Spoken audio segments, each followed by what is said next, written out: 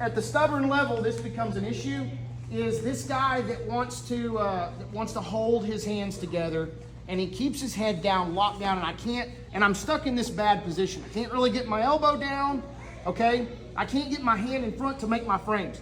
Ultimately, we have ran into a super, super strong guy where we probably got a little bit of flexibility on him, and we have to come up with something to get out of here.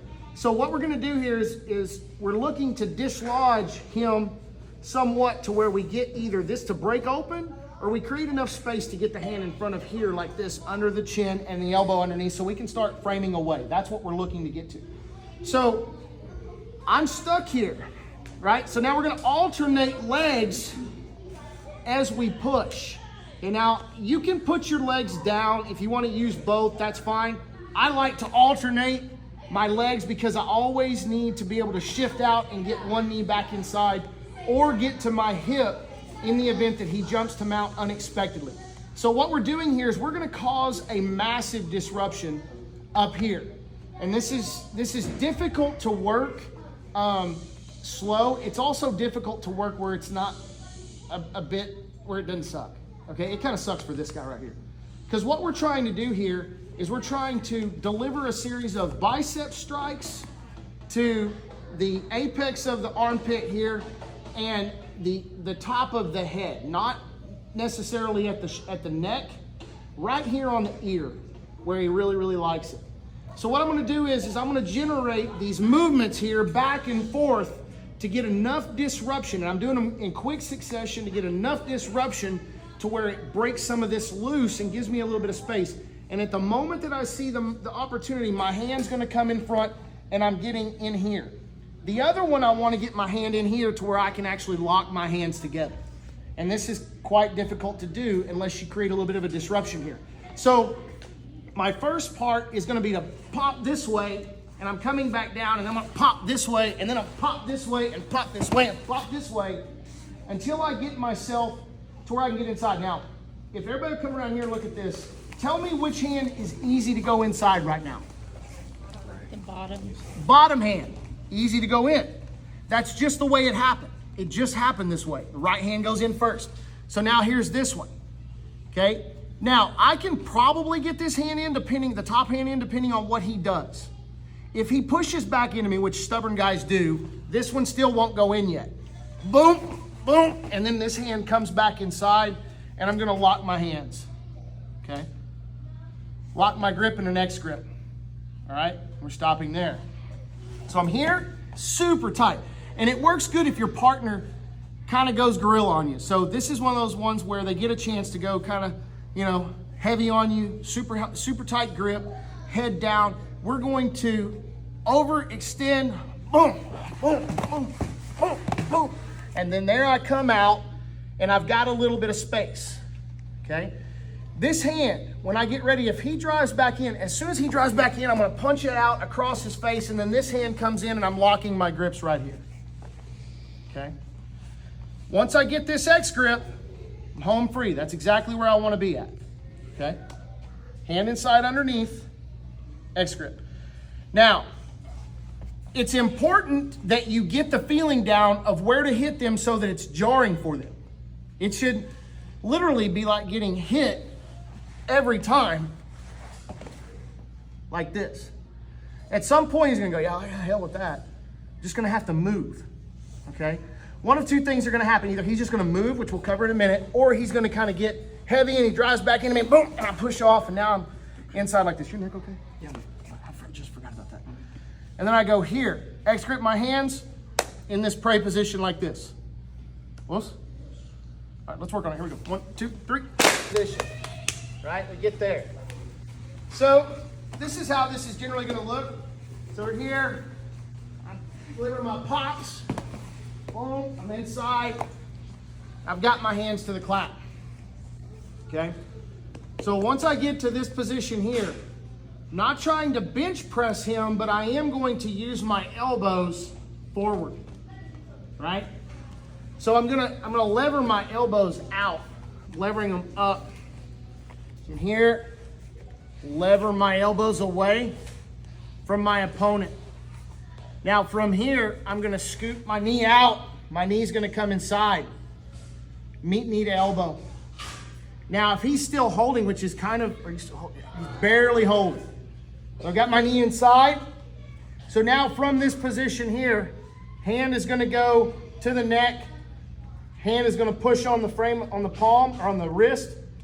Kicking away, foot's gonna come in front. Okay?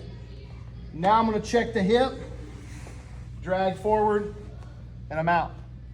But I frame away like this from this clap position, okay? Pushing away, elbows forward, get up inside, roll my hand over and grab my forearm. So I'm here, oops, I got to the clapping position, however your hands work, lever your elbow away. Now from right here, I'm gonna wrap my hand through and I'm just gonna put my hand on my forearm, making my frame. My knee is inside as best I can get it. I'm gonna push away with my knee and my elbow. Foot's gonna come across the face. Drag inside. On the inside elbow, after you get like to the clap position, the inside elbow, does it matter where it is? Does it need to be more flared? The inside like one, this? yes. No, it needs to be kind of right across the But not across your body. Yeah, no, not in here. Not okay. So here, okay, framing away, pushing, scoot out, get my knee to my elbow. Now I'm on my side. I'm not on my back trying to get my knee in. I put my foot down, put my knee inside at my elbow because my elbow's got a frame to it, okay? So now I turn my hand away, push away on the neck, start to bring the leg in front. If he stays there like that, we can catch, okay? If he pulls his arm out, that's fine. Right back inside. Puss. You got it? Here we go. 1, 2, 3. Hey there. The biggest concern that I always have when working this type of an escape is that the getting long aspect, and I can't stand getting long. I hate it. But sometimes when they're heavy, this kind of movement is just really impossible. They're super heavy. Piking up and out of it, if you're not a bigger, stronger guy, it's just kind of impossible to do. It's just not going to work, right? So we or have a to girl. have another way. Yeah, or if you're a girl, I guess. It's like only like half the enrollment today. It's like, sorry, if you're just a big, strong guy. Yeah, no, right. So if I can't generate the kind of momentum I need by kicking up and piking, I have to put my feet down to generate some drive. Now what happens here is these guys always decide to get really antsy, and they want to try to jump to mount when they see me put my feet down, especially if I get into doing this and I'm moving and that knee wants to slide. So here's the thing, just be cool, okay? Just be cool. The main thing we have to remember is which way are they going when they go to mount? Which way are they initially moving? Across you. Across my body, right? They're moving across. And if he wants to keep this hand like this, keep these hands like this, it's kind of a death sentence. So if I get caught, and of course it is timing, if I'm doing all this garbage here and I'm boom, boom, and he takes that foot and that knee and he puts it right across my belly, like, well, shoot. Okay, now he's looking at going to the mount.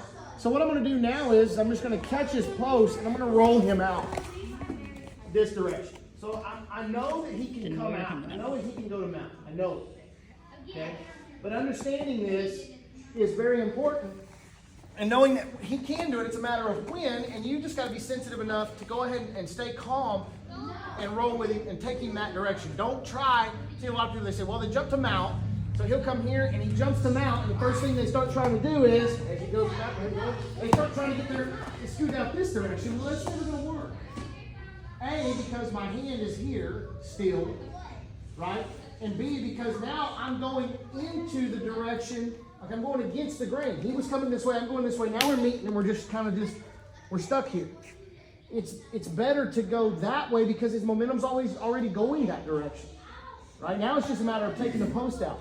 And even if I miss the post, let's say he posts out as we get here. So he's like in this position here and I've tried to catch the post and I'm turning this direction. Look how much more I can move.